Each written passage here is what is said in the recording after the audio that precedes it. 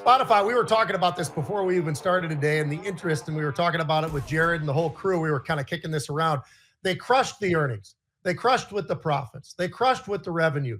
The other thing that they crushed with is the monthly active users. That was up 14%. I mean, this is, you look across the board, and whether we thought that or was going to happen or not, and I was probably in the camp of, well, I don't know how much growth that they've got.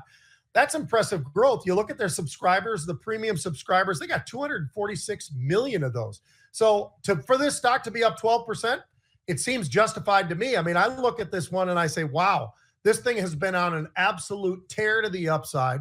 It's at 52-week highs. It's not that far away from all-time highs, which is saying a lot because Spotify had a great run a few years ago, but it's not that far away from that either. So I look at this one. Is it a little bit overpriced? Probably. But nonetheless, you look at these numbers and the numbers add up to exactly what we're seeing, which is a stock that's absolutely exploding to the upside today.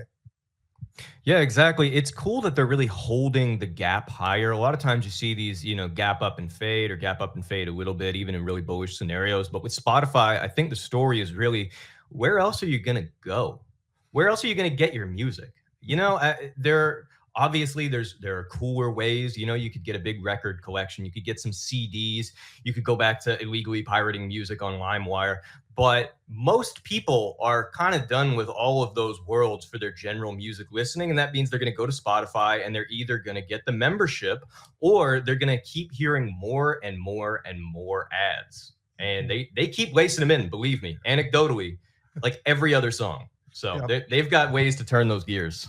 Yeah, well, and we've seen that work on the video side as well, right? With the folks that are willing to have the commercials to pay a little bit less and all the rest of it. So yeah, it's exactly the same thing.